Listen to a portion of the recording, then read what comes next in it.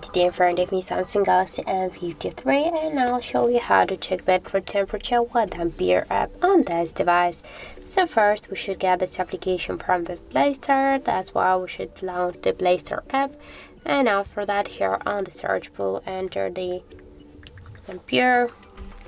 Now we should get this application, so tap to install and then just wait a couple of seconds while this application is downloading and then installing on your device.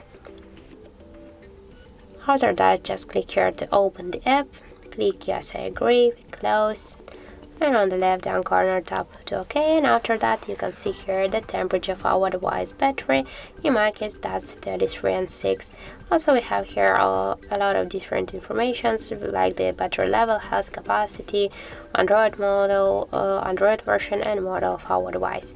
So that's it. Thank you for watching, and if you find this video helpful, don't forget to leave a like, comment and to subscribe our channel.